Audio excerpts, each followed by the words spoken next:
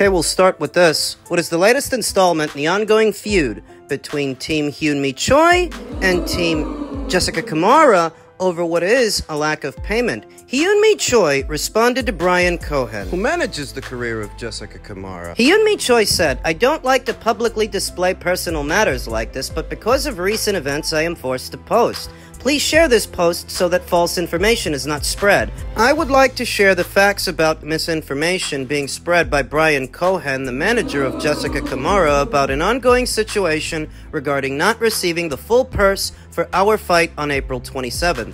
I have yet to receive my half of the fight money as well. Brian Cohen has been falsely stating my father as co-promoter. My father is my manager and has been trying to contact and resolve this situation for both Jessica and I for several months now. I have been respectful and tried to help the best way I can. I have been in boxing for over 20 years and champion for 14 years straight. I have 2 WBA championships in 2 different divisions. I have dedicated my life to the sport and have been an advocate for women's boxing long before its recent popularity. This situation angers and frustrates me more than anything. My father and I are in the same situation as Brian Cohen and Jessica Camara with promotion WK Entertainment. Yet, Brian Cohen has chosen to spread false information to defame me and my family's name." She posted a series of screenshots, correspondence between herself and Brian Cohen the last few months. But the gist of it is she's saying that they're on the same boat.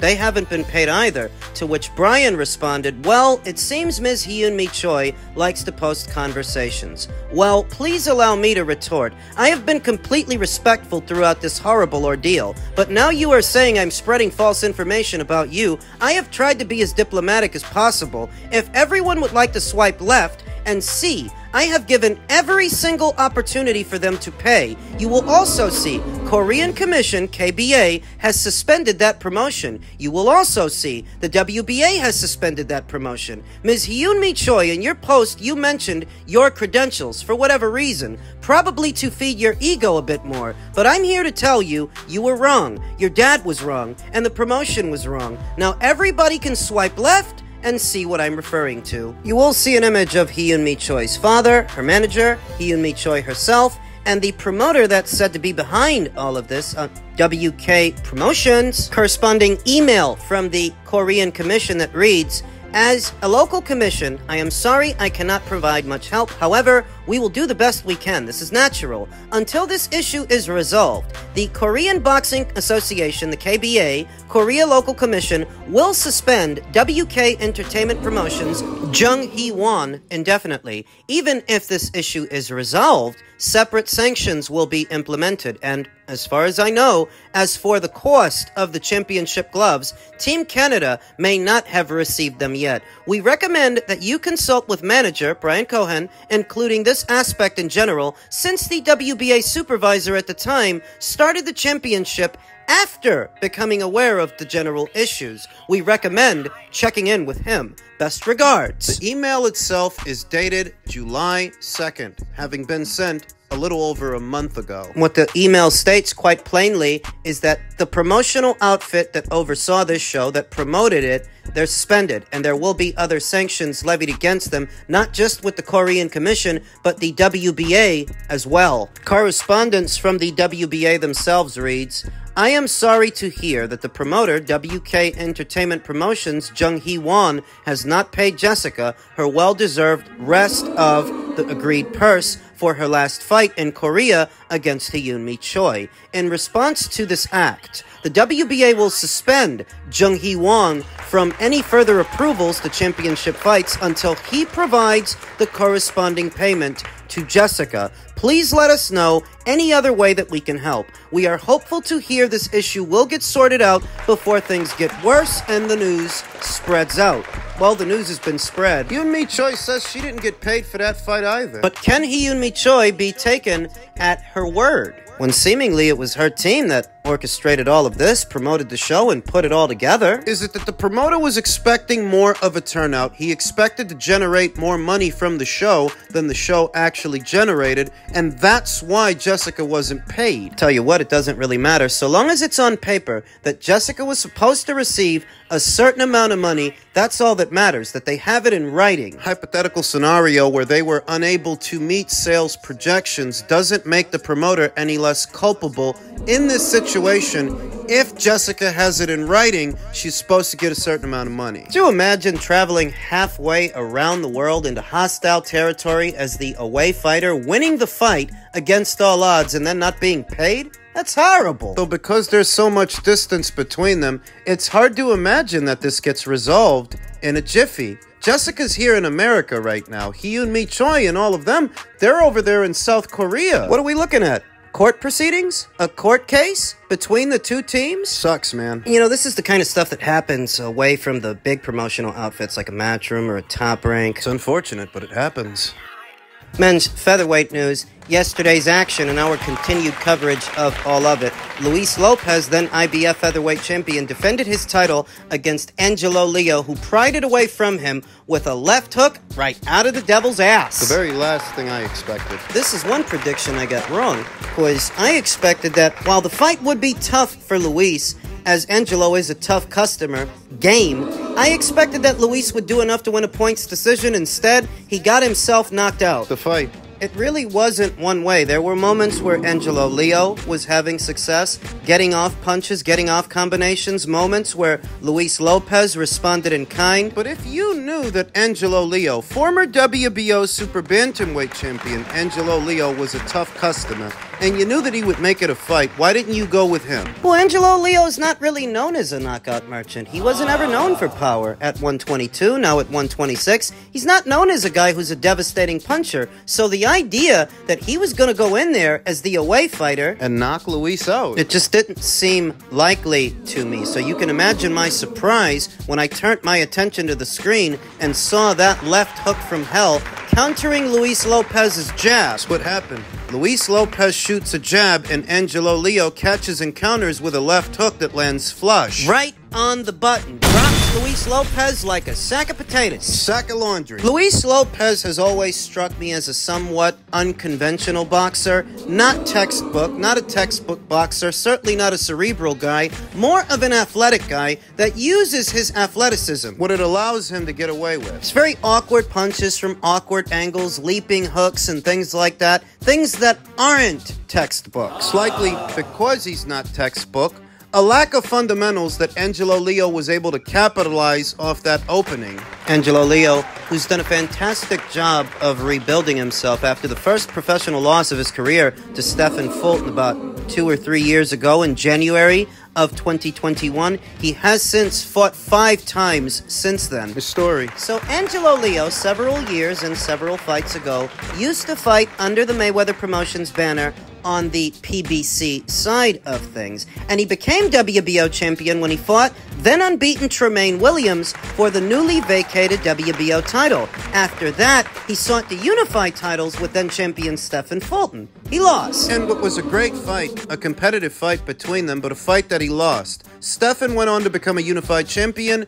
and Angelo was left to pick up the pieces and rebuild. He did just that. He rebounded off the loss to Stephen against Aaron Alameda in June of 2021. I believe that was his last fight. I think that was his last fight under the PBC banner. Now that fight was in June of 2021. Angelo sat out all of 2022. Came back in November of 2023. Then fought again in January of this year, then again in March, and then again yesterday against then IBF champion Luis Lopez, who I did not expect to get knocked out like that. Angelo's back. He's all the way back. 2-division champion now, 2 divisions. Having been WBO champion at Super Bantamweight, currently IBF champion at featherweight, 1 of 4. What we saw yesterday. Angelo Leo, while the fight lasted, was able to give Luis Lopez all he could handle, the combination punching, the aggression. Unless I'm mistaken, he was actually up on the cards at the time of the knockout. The knockout in the 10th round. Contest that ended in 10 but scheduled for 12. It was. Now the current state at the weight, Angelo Leo, newly crowned IBF champion. He's got the IBF. Ray Vargas, he's got the WBC. Rafael Espinoza, he's got the WBO. And Nick Ball, he's got the WBA. Word has traveled that WBO champion Rafael Espinoza will be running it back with former champion Robeisy Ramirez in a rematch that I don't even really want. That's what Rafael is up to when it comes to Ray Vargas. Originally, I thought Ray Vargas was going to be defending his title against Brandon Figueroa, but now rumor has it Brandon's not fighting Ray. Brandon is going to be fighting Puerto Rico's own Pitufo Diaz instead. So Ray is free. If those rumors check out, he is. At the same time, Nick Ball, I haven't heard what Nick Ball is up to. To my knowledge, Nick Ball isn't otherwise preoccupied with anything. Yeah, unifications at this weight, man. There are 4 champions, 4 titles, split 4 ways between 4 guys. For the luck that Turkey Al-Sheikh is not having with the guys at 154, maybe he should dedicate some of that attention and some of that money to doing a tournament at 126. Why not? What you didn't have to spend on a Gervonta Davis fight because Gervonta doesn't want to play ball. What you now don't have to spend on Tim Tszyu. Since he doesn't want to play ball either. You know you're not working with Canelo. So take some of the money you would have dedicated to those fights with those fighters and dedicate it to the featherweight division. It needs consolidation. Frankly, it would be a lot cheaper and cost-effective to get things done at 126 than to deal with the prima donnas at either 135, 154, or 168. These guys don't cost as much. You could literally pay every one of these guys a career-high purse and still not spend as much as what you would have had to spend on Gervonta, what you would have had to spend at 154 in those guys, or what you would have had to spend on Canelo. You could get every single one of these champions a career-high purse and still not break the bank. They've got to shift the focus. Wasting time and energy on fighters who so clearly don't want to fight the best. We'll see if you can get some other fighters at another weight to do what those fighters won't. So Angelo Leo is the new IBF featherweight champion. I don't know who he's with. I don't know if Top Rank has options on him, if that was contingent for him to get the fight, or if he's a free agent, free to go wherever he wants to go. Go to Top Rank, maybe? Go to Matchroom. Queensberry. Queensberry's got at least one champion under contract, Nick Ball. They recently signed America's own Brandon Lee. If they could sign a guy like Brandon Lee who ain't got no belt, then surely they could sign Angelo Leo, who does. What? Got to find out more about Angelo's situation and where he's going to pop up next, what he's going to do. Think he'll give Luis a rematch? Does Luis want a rematch? Do we? I don't. Personally, I don't. The way he knocked that guy out, there's no need for a second fight. I want to see unifications. Huh? Just in keeping with the theme of all things featherweight, former super bantamweight champion turned featherweight contender Stephen Fulton said, "Motherfuckers put me on the prelims. I'm either ass or I'm horseshit. Either way, this shit, kiss my ass." Tell your manager that. Whoever Stephen Fulton's manager is, or whoever's supposedly supposed to be acting on his behalf, if he's on the prelims and he's not happy about that, or the amount of time it's taken them to get him back out there and get him a rebound fight, it's their fault. And his, for allowing it to happen. In the subsequent weeks and months that have followed, Showtime's departure from the sport of boxing, we've seen a good number of PBC fighters, what used to be PBC fighters, popping up under other banners, signing deals with other promoters. Elvis Rodriguez went back to Top Rank. Michelle Rivera signed to Dimitri Salita. Jaleel Hackett, he went to Matchroom. So did Boots. So did Subriel Matias. Jahan Ingram signed to Jake Paul. He signed the most valuable promotions. Deontay Wilder, Andy Ruiz, those are PBC guys, or they used to be. All those aforementioned fighters left the island. So why haven't you? Huh? Boxing insider Rick Glacier reacted to Stefan's comments by saying not happy about being in the prelims. He got KO'd in his last fight. Hasn't fought in over a year. In reality, Stephen Fulton should be upset with himself that he actually stayed with the PBC, because that's the real issue. Rick is right. Think about Angelo Leo, who I just mentioned, who I just talked about. This is a guy who lost to Stephen Fulton several years ago. This is a guy who used to be a Mayweather Promotions fighter. A little over 2.5, maybe 3 years ago, he parted ways with Mayweather Promotions, and in more recent years, he got active. He got out there. He's been fighting on Pro Box. Before yesterday, I believe that Angelo Leo's last 2 fights were on Pro Box. He did what he had to do. So what does it say that Angelo Leo, who Stephen Fulton beat way back there in 2021, found his way to another title in a new division before Stephen did. Stephen's supposed to be the one with the almighty PBC, the almighty Al Heyman. So what's Al Heyman doing for you? Should it have really taken over a year's time to get Stephen Fulton back out there? And bear in mind, he hasn't actually been back out there yet. No, he doesn't get back out there until next month, about 2 weeks into it. Should it have really taken that long to get a former champion a rebound fight, a tune-up? Because if it did, then why are you even over there? The kind of fight Stephen Fulton needs right now, just a run-of-the-mill, tune-up, rebound fight, because he only ever lost one fight, and there's no shame in losing to one of the best pound-for-pound fighters in the sport. Now, yeah, Inoue, but he would have been better off going to pro box like Angelo Leo did. If he had, he probably would have had several fights by now. Been ready for something bigger, maybe approaching a world title opportunity. There are no titles on the PBC side of things to fight for. There are none. Not at featherweight. Thus, there are no big money opportunities right now over there at featherweight. Am I to believe that all these fighters that have left the PBC in the last 8 to 9 months, they all had the autonomy to do so, but Stephen didn't? Or is it that Stephen wants to stay there? That if you're still over there and you're complaining, well, it's really your own fault. Don't get any sympathy from me. You made millions of dollars in the Inoue fight. I'm not one of these content creators that plays the fighters a violin for self-inflicted wounds. This advice doesn't just apply to Stephen, that maybe he should change his decorum. I think the same applies to Caleb Plant. The super middleweight division